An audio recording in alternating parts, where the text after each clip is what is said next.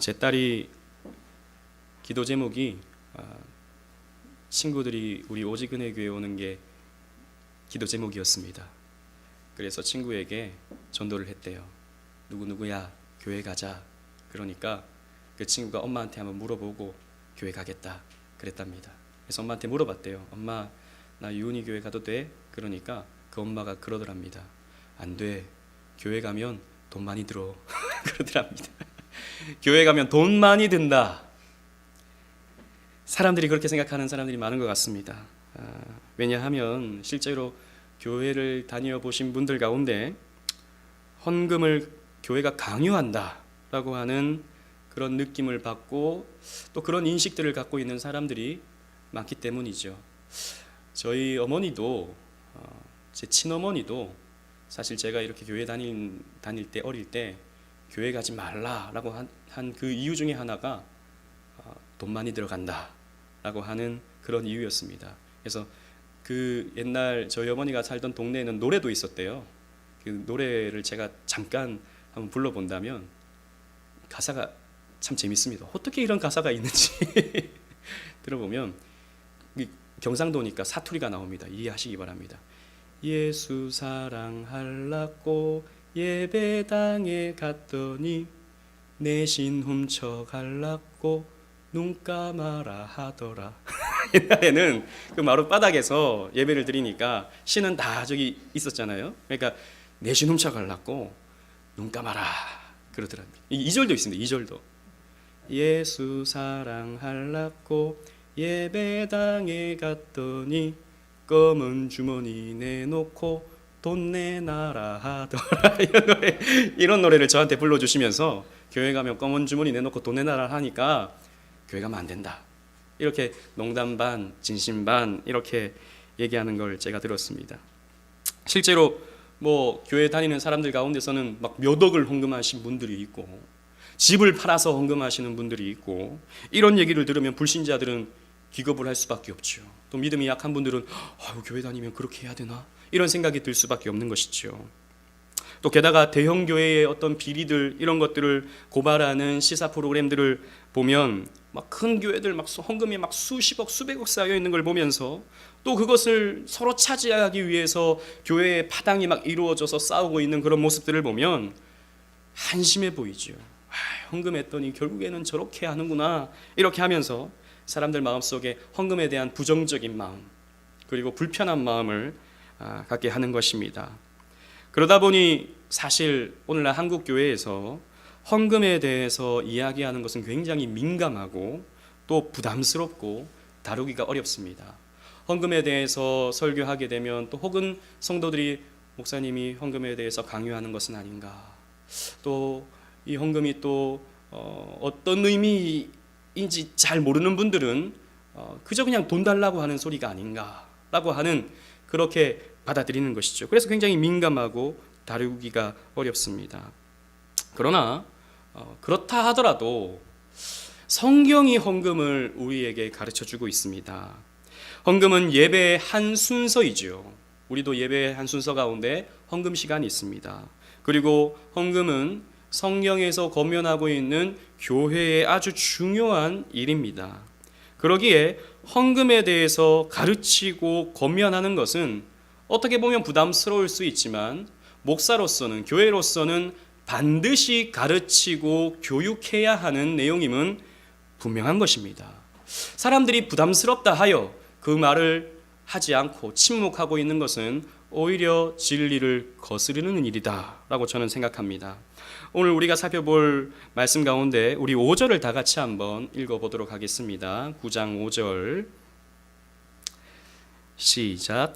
그러므로 내가 이 형제들로 먼저 너희에게 가서 너희가 전에 약속한 연보를 미리 준비하게 하도록 권면하는 것이 필요한 줄 생각하였노니 이렇게 준비하여야 참 연보답고 억지가 아니니라. 아멘.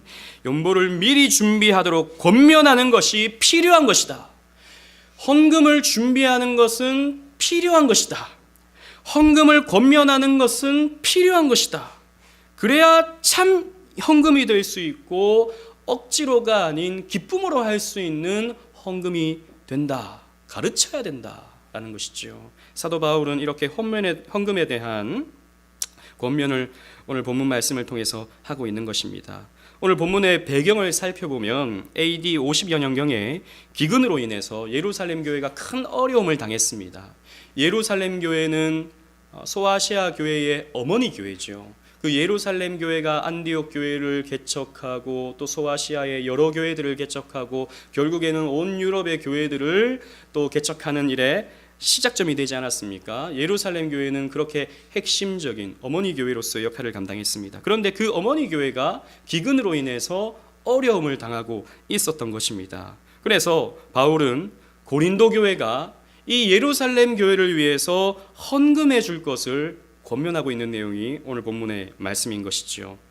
그래서 8장부터 살펴보면 마게도냐 교회를 칭찬하면서 헌금의 모범이 된 마게도냐 교회를 칭찬하면서 마게도냐 교회를 소개하고 또 이 마게도냐 교회처럼 너희 고린도 교회도 헌금을 좀 해주기를 바란다. 내가 디도를 보내어서 그 헌금을 전달받을 수 있도록 하겠다라고 하는 내용이 이 8장에 있는 내용인 것입니다. 그래서 이 9장의 내용은 너희들이 먼저 준비해서 기쁘게 헌금할 수 있도록 해라 라고 하는 내용이 되는 것이죠. 그래서 오늘 본문은 헌금이 무엇인지, 또 헌금은 어떻게 드려야 하는지, 또 결과적으로 헌금은 어떻게 사용되어야 하는지에 대해서 잘 가르쳐주고 있는 본문이라고 할 수 있습니다. 그래서 우리 교회 생활에 대해서 우리 계속해서 살펴보고 있는데 우리 교회 생활 가운데 여러분들도 궁금했을 겁니다. 헌금을 어떻게 해야 하는지에 대해서 우리 함께 말씀을 나누고 은혜를 나누고자 합니다. 첫 번째로 헌금은 하나님의 축복을 거두게 하는 씨앗입니다. 우리 6절 말씀을 다 같이 한번 읽어보도록 하겠습니다. 시작. 이것이 곧 적게 심는 자는 적게 거두고 많이 심는 자는 많이 거둔다 하는 말이로다. 아멘. 농경 문화에 익숙한 사람들은 심은 대로 거두는 법칙을 잘 알고 있습니다. 많이 심으면 많이 거둘 수 있는 것이죠. 콩 심으면 콩이 나는 것입니다. 이렇게 심는 대로 거두는 법칙이 농경 문화 속에서 익숙했듯이 헌금은 이렇게 심은 대로 거두게 하는 씨앗이다라는 것이죠. 헌금은 심어서 없어지는 것이 아니라 뿌리는 것인데 거두게 되는 결실을 맺이하게 되는 그런 씨앗이다라는 것이죠. 그러면 무엇을 거둘 수 있겠습니까? 첫 번째로 은혜를 거두게 됩니다. 우리 8절 말씀을 또 한번 다 같이 읽어보도록 하겠습니다. 시작.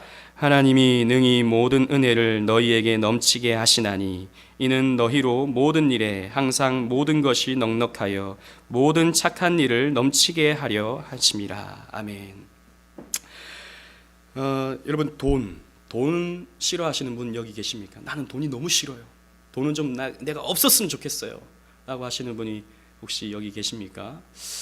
아마 우리 유건이 정도면 돈에 대한 개념이 별로 없어요. 그래서 친척들이 이렇게 돈 주면 별 생각 없어요. 엄마한테 그냥 줘요. 돈의 가치를 모르는 것이죠. 그러나 한 초등학교 1학년만 되어도 돈에 대한 개념이 생기죠. 그리고 가능하면 한 푼이라도 더 가지려고 애를 쓰게 됩니다. 저도 돈을 좋아합니다. 저도 역시 돈을 좋아해요. 왜냐하면 돈이라고 하는 것은 힘이기 때문이죠. 사람들은 힘을 갖고 싶어 합니다. 저와 여러분들은 본능적으로 이 세상 속에서, 이 경쟁 사회 속에서, 그래서 다른 사람 우위에 서기를 바라는 그런 욕심을 갖고 있는, 그런 죄를 갖고 있는 저와 여러분들이기 때문에 저와 여러분들은 힘을 좋아합니다. 힘을 가지기를 원하는데 그 힘을 줄 수 있는 것이 바로 돈인 것이죠. 돈은 내 마음대로, 내 뜻대로, 내가 원하는 대로 살아갈 수 있는 힘을 줍니다. 그렇기 때문에 사람들은 누구나 돈을 좋아하는 것이죠. 죄악의 본성을 갖고 있는 사람들은 다 한 사람도 예외 없이 돈을 좋아하게 되어 있습니다. 그래서 결국 돈이라고 하는 것은 내 능력, 내 힘을 대변해 주는 것이고 한편으로 봤을 때 나의 능력이 되는 것입니다. 그런데 이 돈을 하나님께 드린다. 돈을 내가 가지지 않고 하나님께 드린다라고 하는 것은 어떤 의미가 되냐 하면 나는 내 힘을 가지고 살아가지 않고 하나님의 힘으로, 하나님의 능력으로 살겠습니다 라고 하는 그런 신앙 고백적인 표현인 것이죠. 돈을 내가 꼭 쥐고 있다는 것은 이 돈의 힘을 가지고, 내 힘을 가지고 살겠다는 표현이 되는 것이고, 이 돈을 내가 가진 돈의 일부를 내가 가지지 않고 하나님께 드린다는 것은 하나님의 능력으로 살겠습니다, 내 힘이 아닌 하나님의 능력을 의지하면서 살겠습니다 라고 하는 신앙 고백인 것입니다. 여러분, 그런데 신앙생활의 내용의 전부가 그거거든요. 우리는 우리 힘으로 살지 않습니다. 우리 능력으로 살지 않아요. 여러분, 우리의 건강이 있어야 우리에게 힘이 생기죠. 그러나 이 건강을 내가 보장할 수 있습니까? 우리 몸 안에 작은 문제만 생겨도, 요만큼의 상처만 생겨도 우리의 몸은 망가져 버립니다. 사실 돈도 마찬가지죠. 내가 그 돈을 쥐고 있다 한들 건강 문제가 생기고 갑자기 예상치 못한 사건 사고들이 생기게 될 때 내가 쥐고 있던 돈도 한순간에 날아가 버리고 맙니다. 그러니까 내가 내 힘을 가지고 살아간다고 하는 것은 굉장히 위험천만한 일이 될 수 있는 것이죠. 그런데 우리는 헌금을 드리는 것입니다. 성도는 하나님께 헌금을 드림을 통해서 하나님께 맡기는 것이죠. 사실 돈을 내가 가지고 있을 때 편합니다. 그 돈을 내 마음대로 쓸 때 편하죠. 돈을 못 쓴다고 할 때, 그래서 일부를 하나님께 드릴 때 그만큼의 불편함은 나에게 찾아옵니다. 그만큼의 궁핍함은 나에게 찾아와요. 그런데 불편할 줄 알았는데 나름대로 살아갈 수 있어요. 그게 없어가지고, 그거 드려가지고 내가 조금 궁핍하게 살 줄 알았는데 나름대로 넉넉해져요. 이걸 체험하는 것이 심고 거두는 원리가 되는 것입니다. 그래서 내 힘을 뺀 그 자리에 하나님의 능력과 하나님의 힘이 채워지는 것을 느끼는 것이 바로 헌금이에요. 불편할 줄 알았는데, 궁핍해질 줄 알았는데, 그것 때문에 내가 못 살 것만 같았는데, 아니요, 살 수 있어요. 부족함이 없어요. 그냥 약간의 불편함은 있을지 모르겠지만 그냥 살아줘요. 이걸 체험하는 것이 은혜다라는 것이죠.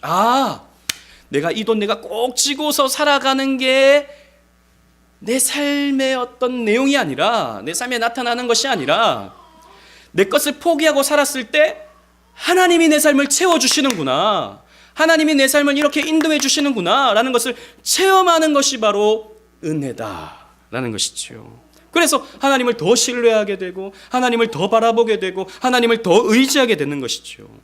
그래서 헌금은 은혜를 거두게 한다라는 것입니다. 그리고 두 번째로 의를 거둔다 라고 성경은 말하고 있습니다. 우리 9절 말씀을 다 같이 한번 읽어보도록 하겠습니다. 9절입니다. 시작. 기록된 바 그가 흩어 가난한 자들에게 주었으니 그의 의가 영원토록 있느니라 함과 같으니라. 아멘. 흩어 가난한 자들에게 나누어 주게 될 때, 즉 교회가 헌금하여서 조금 이따 살펴보겠습니다만, 가난한 자들에게 나누어 주게 되었을 때 그것은 의다. 그 의가 영원토록 그들에게 있다라고 9절 말씀에 말씀하고 있습니다. 즉 이렇게 헌금하는 것은, 이 헌금을 또 교회가 바르게 사용하는 것은 무엇이냐 하면 의로운 행동이다. 하나님 보시기에 의로운 모습이다라는 것이죠. 마찬가지로 우리 개인적으로 이것을 적용해 봤을 때 내 힘으로 살지 않고 하나님의 능력으로 살고자 몸부림치는 것은 하나님 보시기에 의로운 행동입니다. 그래서 헌금은 하나님 보시기에 의가 되는 것이죠. 그렇다고 해서 헌금 드리는 것 자체가 우리를 의롭게 만들어지는 것이 아닙니다. 그런 것이 아니라 이런 행동 자체를 하나님께서 의롭게 보신다라는 것이죠. 또 세 번째로 삶의 풍요를 거두게 됩니다. 우리 10절 말씀을 다 같이 읽어보도록 하겠습니다. 시작. 심는 자에게 씨와 먹을 양식을 주시는 이가 너희 심을 것을 주사 풍성하게 하시고 너희 의의 열매를 더하게 하시리니. 이렇게 헌금으로 심었을 때 먹을 양식을 주시는 이가 너희에게 심을 것을 더 주셔서 풍성하게 하신다 라고 말씀하고 있습니다. 여러분, 우리가 헌금할 때에 기쁜 마음으로, 감사하는 마음으로 그것을 구별하여서 하나님께 드릴 때에 여러분, 하나님께서 더 좋은 것들로 채워주십니다. 우리에게 기쁨 주시고 만족 주시고 행복 주시고 또 다른 물질들로 하나님께서 채워주시는 것이지요. 저는 이 사실을 믿습니다. 저는 지금까지 신앙생활 해오면서 헌금하시는 분들을 많이 보고 저도 그렇게 헌금을 해왔죠. 헌금을 했을 때 하나님께서 이 모양 저 모양으로 채워주시는 것을 저는 많이 체험했고 또 많이 보아왔습니다. 정말 교회를 사랑하고 하나님을 사랑해서 정말 자기는 그렇게 아끼면서 자기는 그렇게 불편함을 감수하면서 하나님께 헌금하지만 하나님께서 더 풍성한 것들로 채워주시고 삶의 길을 인도해 주시는 것을 많이 보아왔던 것이죠. 여러분들도 체험했을 것입니다. 여러분, 헌금에서 망하셨습니까? 헌금에서 망하신 분을 보셨습니까? 물론 어려운 사업 가운데 어려움을 당할 때도 있죠. 그러나 하나님께서 또 먹을 양식을 주시고 또 드릴 수 있는 풍성한 결실들을 하나님께서 허락하시는 것이지요. 여러분, 우리 믿는 자들은, 우리 하나님을 믿는 자들은 이런 은혜의 체험을, 이런 삶의 풍요를 채우시는 하나님을 체험해야 하는 것입니다.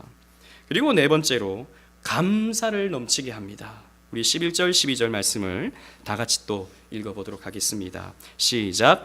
너희가 모든 일에 넉넉하여 너그럽게 연보를 함은 그들이 우리로 말미암아 하나님께 감사하게 하는 것이라. 이 봉사의 직무가 성도들의 부족한 것을 보충할 뿐 아니라 사람들이 하나님께 드리는 많은 감사로 말미암아 넘쳤느니라. 감사로 말미암아 넘쳤느니라. 헌금을 드렸을 때 이것은 하나님께 감사해서 드리는 것인데, 이렇게 하나님께 드리게 될 때 하나님께서는 더 감사를 부어주시고 감사가 넘치도록 만들어주신다라는 것이지요. 여러분, 왜 헌금합니까? 감사가 있기 때문에 헌금하는 거예요.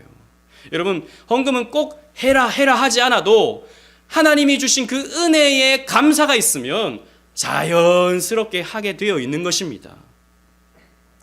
여러분 마음속에 그리스도의 보혈의 은혜가 있다면, 십자가의 은혜가 있다면 굳이 여러분들에게 헌금의 내용을 가르치지 않아도 자연스럽게 하고 싶어지고 더 하고 싶어지는 것입니다. 이게 여러분 헌금의 원리인 것이죠. 그런데 이렇게 하나님께 구별하여 드렸을 때 하나님께서 또 채워주시고 이 부족함을 또 채워주시고 하나님께서 더 많은 은혜를 주심으로 우리의 삶에는 더 많은 감사가 터져 나오게 되는 거예요.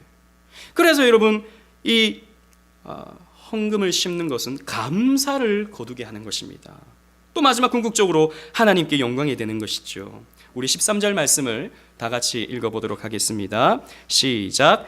이 직무로 증거를 삼아 너희가 그리스도의 복음을 진실히 믿고 복종하는 것과 그들과 모든 사람을 섬기는 너희의 후한 연보로 말미암아 하나님께 영광을 돌리고. 아멘. 여러분, 오늘 말씀을 보십시오. 헌금은 은혜를 거두고 의를 거두고 풍요를 거두고 감사를 거두게 됩니다.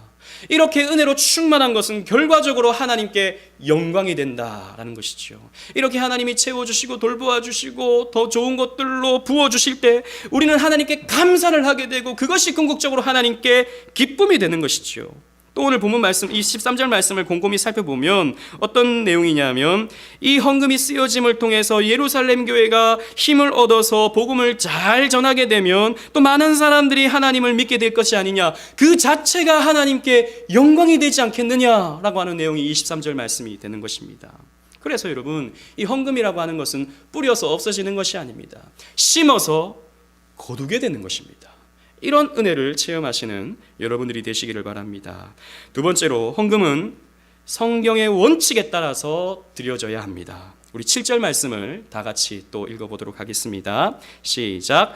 각각 그 마음에 정한 대로 할 것이요 인색함으로나 억지로 하지 말지니 하나님은 즐겨내는 자를 사랑하시느니라. 아멘. 헌금의 원칙 중에 하나는 그 마음에 정한 대로 드리는 것입니다. 무슨 말이냐면, 헌금은 자발적으로 액수를 정해 드리는 것입니다. 누군가로부터 액수를 강요받아서 헌금을 내는 것은 바람직하지 않습니다. 여러분들 마음에 받은 은혜의 분량만큼 여러분들이 각자 정해서 하나님께 드리는 것이 바로 헌금인 것이죠. 내 신앙의 분량만큼 내 인격의 표현으로서 우리는 헌금을 드리는 것입니다. 그렇기 때문에 여러분, 헌금은 그냥 드리는 것이 아닙니다. 얼마만큼이 적당한가를 여러분들은 고민하면서 하나님께 드려야 하는 것이죠. 왜냐하면 이 돈에는, 이 물질에는, 물질, 돈, 이게 보물이라고 할 수 있죠. 이 보물에는 우리의 마음이 들어가기 때문입니다. 마태복음 6장 21절 주보에 있습니다. 우리 다 같이 한번 읽어보도록 하겠습니다. 마태복음 6장 21절 시작. 내 보물이 있는 그곳에는 내 마음도 있느니라. 아멘. 여러분, 이건 정확합니다. 돈 있는 곳에 여러분들의 마음이 있습니다. 여러분들은 어디에 가장 많은 돈을 쓰십니까?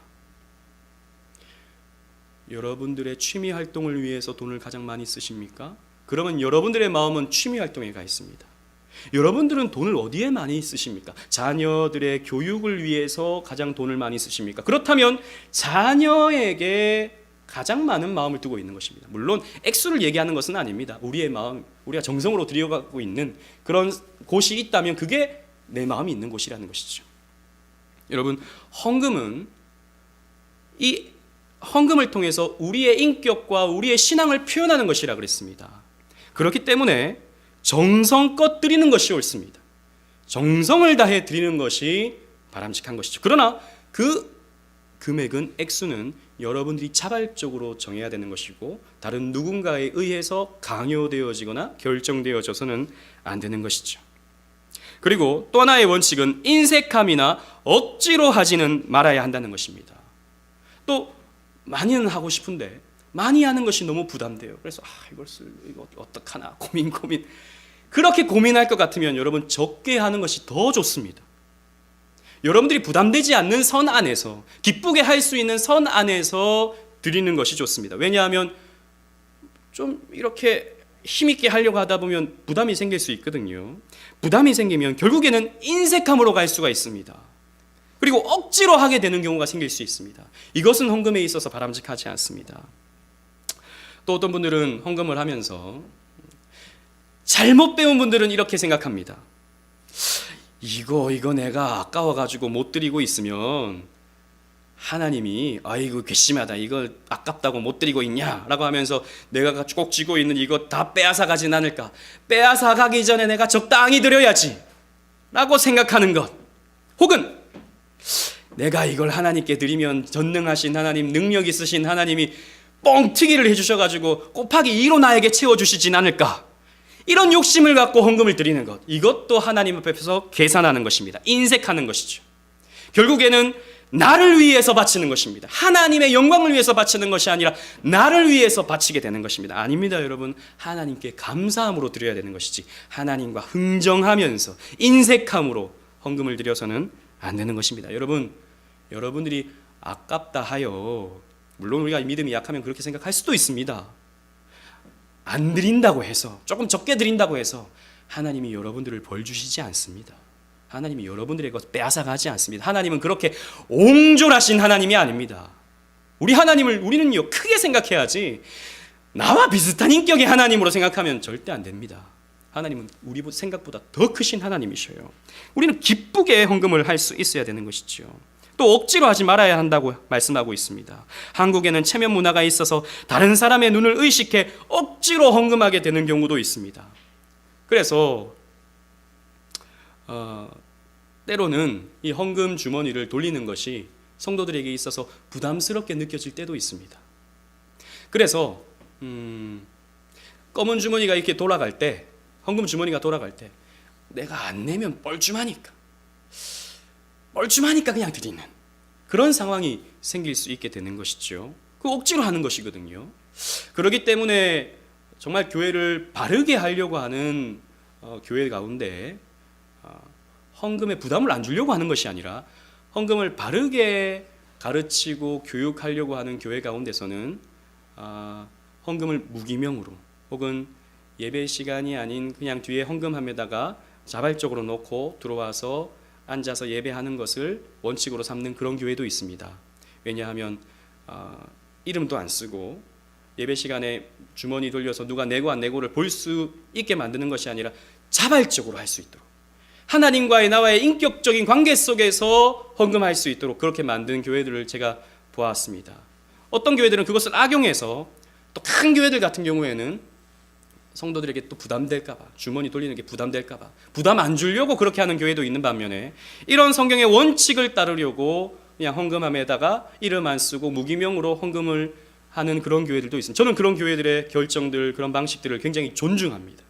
그러나 저는 그런 모습들을 존중하지만 한편으로는 그렇게 하는 것은 헌금을 너무 우리가 가볍게 생각할 수 있는 그런 또 상황들이 되기 때문에 저는 그런 방법은 또 그렇게 옳지는 않다고 생각합니다. 우리가 헌금해야 한다는 것을 가르치고 또 내 인격의 표현이라고 하는 것을 우리가 늘 기억하기 위해서 물질에다가, 헌금에다가 내 이름을 쓰고 예배 시간에 헌금을 드리는 것은 저는 교육상 가장 바른 모습이라고 생각합니다. 그래서 우리 교회는 이렇게 헌금을 하는 것이죠.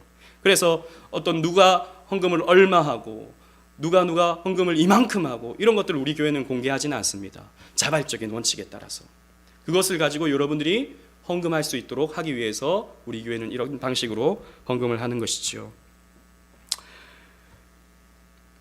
그리고 세 번째로 즐거운 마음으로 하나님께 헌금을 드려야 합니다. 즐거움이 있다면, 하나님에 대한 사랑하는 마음이 있다면 우리는 당연히 하나님께 즐거운 마음으로 드릴 수 있게 될 것입니다. 여러분 연애해 보신 분들은 아시겠지만 연애를 해보면 그 상대가 너무 사랑스럽죠. 너무 좋죠. 그러면 그 상대를 위해서 자꾸 뭐라도 해주고 싶은 것이 사랑하는 마음일 것입니다. 또 부모가 자녀를 사랑하는 마음이 어떻습니까? 그 자녀를 위해서 뭔가를 자꾸 해주고 싶은 것이 사랑하는 자녀를 둔 부모의 마음일 것입니다. 마찬가지입니다. 우리가 하나님을 사랑한다면 하나님께 더 드리고 싶은, 더 헌금하고 싶은 마음이 자연스럽게 생기는 것이지요. 그래서 내 수중에 물질이 있다는 것만으로도 기쁘고 즐겁게, 또 내가 사랑하는 하나님께 물질을 드릴 수 있다는 것만으로도 기쁘고 즐겁게 우리는 헌금할 수 있는 것입니다. 그래서 이런 즐거운 마음으로 헌금해야 하는 것이지요. 그리고 우리가 생각할 세 번째는 헌금은 거룩한 용도로 사용되어져야 한다는 것입니다. 오늘 본문에서 언급되는 헌금의 사용처는 어려움을 당한 예루살렘 교회를 위해서 사용한다라고 바울은 밝히고 있습니다. 우리 13절 말씀을 다시 한번 읽어보도록 하겠습니다. 시작. 이 직무로 증거를 삼아 너희가 그리스도의 복음을 진실히 믿고 복종하는 것과 그들과 모든 사람을 섬기는 너희의 후한 연보로 말미암아 하나님께 영광을 돌리고, 그리스도의 복음을 진실히 믿고 복종하게 하는 일을 하기 위해, 즉 교회를 세워가기 위해 이 헌금을 드려져야 된다. 그리고 그 복음을 전하는 모든 사람을 섬기는 일을 위해 이 헌금은 드려져야 된다라고 바울은 밝히고 있습니다. 즉 헌금의 사용처는 1차적으로 교회입니다. 교회를 위해서 우리는 헌금을 해야 됩니다. 여러분 우리도 교회를 세워가고 있죠. 이 교회에 운영비가 있습니다. 우리는 이 교회를 월세 주고 이 교회당을 월세 주고 운영하고 있지요. 월세가 들어가고 전기세가 들어가고 수도세가 들어가고 각종 여타한 공과금들이 들어가고, 또 여러분들에게 밥을 또 제공하고, 또 때로는 여러분들에게 선물도 드리고 이런저런 행사들을 갖기 위해서 우리 운영비가 필요한 것입니다. 그 운영비를 위해서 우리가 헌금하는 것이죠.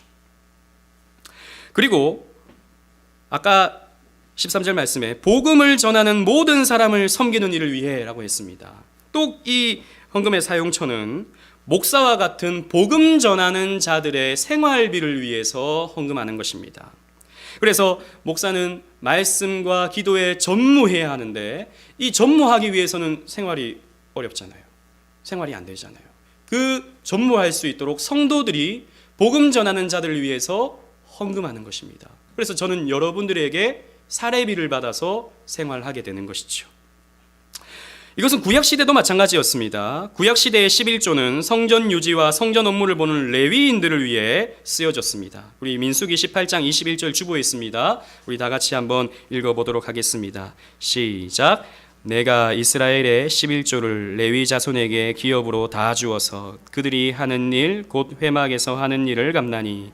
레위 자손은 땅이 없었어요. 다른 모든 지파들은 땅을 다 분배받았습니다. 그러나 레위 지파는 땅을 분배받지 않았습니다. 왜냐하면 다른 그 지파들이 11조를 거두어서 그 11조를 통해 레위 지파를 먹여 살렸던 것입니다. 레위 지파는 그럼 무엇을 했습니까? 성전을 운영하고 성전의 제방 이런 일들을 감당해내고 또 하나님께 예배드리는 일, 여기에 집중을 했던 것이죠. 물론 오늘날의 목사는 레위인은 아닙니다. 제사장은 아닙니다. 그러나 제사장적 사역은 하죠. 마찬가지로 오늘날의 교회는 헌금을 해서 교회의 운영과 이 목사의 생활을 위해서 헌금하는 것이고 그 헌금은 그렇게 사용되는 것입니다. 그러나 우리 교회만을 위해서 헌금하는 것은 또 바람직하지 않습니다. 물론 1차적으로는 우리 교회의 운영을 위해서 쓰여져야 되겠지만 우리가 헌금을 하고 그 헌금의 또 일부는 이 헌금이 필요한 다른 곳으로 흘려주는 것이 필요한 것입니다. 무슨 말이냐면 물질이 필요한 가난한 자들과 가난한 교회들과 또 선교지를 위해서 이 헌금을 사용해야 된다라는 것이죠. 아직은 우리 교회가 재정적으로 독립을 못했어요. 아직은 우리 교회가. 그래서 우리 교회를 위해서 헌금해 주는 교회들이 있습니다. 마치 이 고린도 교회처럼. 그래서 여러 교회에서 저희 교회를 위해서 십시일반 헌금을 해주시고 다른 교회를 섬기시지만 또 우리 교회를 위해서 헌금해 주시는 분들이 있습니다. 지난주에도 어떤 분이 전화가 와가지고 겨울이 되고 그러니까 목사님이 생각이 난다. 그래서 오직은혜 교회를 위해서 헌금하고 싶다 그러시더라고요. 그래서 저희 교회도 참 감사한데 생각만 해주셔도 감사한데 저희보다 어려운 데가 있을 겁니다. 저희보다 어려운 데를 해주세요라고 했더니 아니래요. 기도하는 중에 강민수 목사님이 생각이 나고 오직은혜 교회가 생각이 났대요. 그래서 오직은혜 교회를 위해서 헌금해야겠대요. 그래서 정말 적지 않은 금액을 저희 교회로 또 이렇게 보내주셨습니다. 그런 분들이 있는 거예요. 이런 원리에 따라서 자기를 위해 쓰지 않고 도움이 필요한 것에 헌금을 보내는 것은 하나님이 기뻐하시는 아름다운 일인 것이지요. 저는 그래서 사실 저희 지난 11월 달에 추수감사주의를 보내고 또 이렇게 한 달을 보내면서 우리가 한 달 저희가 사용했던 운영비보다 조금 더 남았어요. 그래가지고 이 돈을 어떻게 사용하면 좋을까 생각이 들어서 지금 선교지에서 돈이 필요한 곳들이 생각이 나더라고요. 기도하는 중에. 그래서 적은 금액이지만 저 아르헨티나에 있는 장성국 선교사님, 그리고 지난번 저희 교회에 왔던 미얀마에서 수고하시는 이 땡땡 선교사님, 이름을 밝히면 또 안 되니까 이 땡땡 선교사님에게 일부를 보냈습니다. 다른 사람들은 그럴 거예요. 아니 자립도 못한 개척교회가 무슨 남을 돕는다. 그 돈 모아놨다가 나중에 필요한 데 쓰지. 뭘 그렇게 지금부터 나눈다고 그러나. 물론 저희가 뭐 매달마다 할 수 있는 형편은 아니죠. 그러나 조금 여유가 생겼으면 저는 그것을 다른 필요한 곳에 나누는. 왜냐하면 어렵거든요. 어려운 걸 제가 알거든요. 그런 상황이다 보니까 제가 마음에 그렇게 보내야겠다라는 생각이 들었던 것입니다. 이렇게 여러분, 우리가 가진 물질을 다른 어려운 교회들, 다른 선교사님들을 위해서 헌금하는 것은 너무나도 아름다운 일입니다. 지금 보십시오. 고린도 교회는 어느 교회를 위해서 헌금하고 있습니까? 예루살렘 교회를 위해서 헌금하고 있는 것이죠. 이 고린도 교회만을 위해서 헌금한 것은 아닌 것입니다. 저는 앞으로 우리 교회가 물론 하나님이 은혜를 주신다면, 재정적인 자립을 이루면 정말 더 어려운 교회들을 돕고 또 선교지에 정말 고군분투하시는 선교사님들을 돕는 일에 우리 교회가 또 쓰임받기를 간절히 소망합니다. 그리고 여러분, 이 교회가 재정 운영을 하는 데 있어서 성도님들이 이 돈이 어떻게 쓰여지는지에 대해서 관심을 가져야 됩니다. 한국교회 대부분의 성도님들은 그 교회가 돈을 어떻게 쓰는지에 대해서는 관심이 없습니다. 물론 하나님께 감사해서 헌금은 하지만 이 헌금이 쓰여지는 것은 그냥 목사님이 좋은 곳에 쓰시겠지, 뭐 교회가 알아서 좋은 일에 쓰겠지 라고 생각하면서 관심을 두지 않습니다. 물론 목사님을 신뢰하고 교회를 신뢰하는 것은 너무나도 아름다운 것이지만, 그러나 여러분, 교회는 그런 곳이 아닙니다. 원래 교회는 3달에 한 번씩 재직회를 가져야 됩니다. 아직은 우리 교회가 재직회가 구성되지 않았기 때문에 못하고 있지만 앞으로 내년 3월 이후로부터는 하게 될 것입니다. 재직회가 되면 우리 교회 3달 동안의 결산을 여러분들에게 다 보고해야 되고, 저희 교회는 그렇기 때문에 매달마다 게시판에다가 수입 지출을 공개하고 또 영수증을 다 모아놓고 누구나 열람할 수 있도록 비치해놓고 있습니다. 왜냐하면 여러분들이 돈을 어떻게 쓰는지 알아야 기도가 나오거든요. 우리 교회 지금 형편이 어떤지를 알아야 준비를 하거든요. 마음에. 그런 것들이 필요한 것입니다. 그리고 또 그걸 알아야 돈을 함부로 못 씁니다. 돈을 쓰는 사람들이. 눈먼 돈이 돼버리니까, 여러분, 이건 일부입니다. 한국교회의 일부예요. 눈먼 돈이 돼버리니까 돈을 어떻게 쓰는지 아무도 모르고 몇몇의 사람들만 알고 있고 목사님만 알고 있으니까 결국에는 나중에는 비자금이네, 또 그 문제의 돈을 어떻게 쓰고 있네, 이 문제 제기를 하면서 교회가 갈라지고 양분되고 갈등하는 것이죠. 대부분의 교회의 갈등은 돈 문제입니다. 돈이 모여 있는데 그 돈을 누가 차지하는가, 이것 때문에 갈등이 일어나는 거예요. 그런데 평소에 성도들이 돈을 어떻게 쓰는지 하나하나 알고 있으면 그렇게 함부로 못하는 것입니다. 그래서 여러분, 성도들의 책무 가운데 하나는 교회가 돈을 어떻게 쓰는지를 늘 살피고 관찰하는 것입니다. 물론 삐딱한 시선 가지고 이 돈 지금 어떻게 썼어, 이런 마음으로 막 이렇게 지적하기 위해서 살피는 것은 바람직하지 않겠죠. 그러나 기도하는 마음으로, 정말 살피는 마음으로 이렇게 관심을 갖는 것은 너무나도 필요한 일입니다. 그렇게 할 때 교회는 건강한 교회가 될 수 있는 것이죠. 사랑하는 오직은혜 교회 성도 여러분, 하나님은 돈 자체를 원하는 것이 결코 아닙니다. 하나님은 이 세상을 다 가지신, 이 우주를 다 가지신 하나님이신데, 우리의 그 헌금 몇 푼 때문에 하나님이 뭐 더 부자가 되시고 덜 부자가 되시고 그렇게 하시겠습니까? 아니죠. 하나님은 우리의 마음을 보시는 것입니다. 하나님을 사랑하는 마음, 하나님을 의지하는 마음, 하나님께 감사하는 마음, 하나님은 그 마음을 원하시기 때문에 헌금을 드려라 라고 말씀하고 있는 것이죠. 그러므로 우리는 헌금에 우리의 마음을 담아야 합니다. 그래서 앞에서도 우리가 살펴봤듯이 헌금은 우리의 신앙의 표현이요, 신앙 고백이 되는 것입니다. 여러분, 액수가 중요한 것이 아닙니다. 많이 버셨다면, 수입이 많으시면 많이 하십시오. 그러나 수입이 적으시면, 어려운 형편이시면 조금만 하십시오. 괜찮습니다. 그러나 정성을 바쳐서, 내 진심을 바쳐서, 그 진심이 그 헌금 속에 담겨 있다면 하나님께서 좋은 것들로, 더 풍성한 것들로 여러분들을 채우시고 거두게 하실 것입니다. 그 풍성한 은혜의 결실들을 거두시는 저와 여러분, 또 오직 은혜 교회의 모든 성도님들 되시기를 주님 이름으로 축원합니다. 아멘.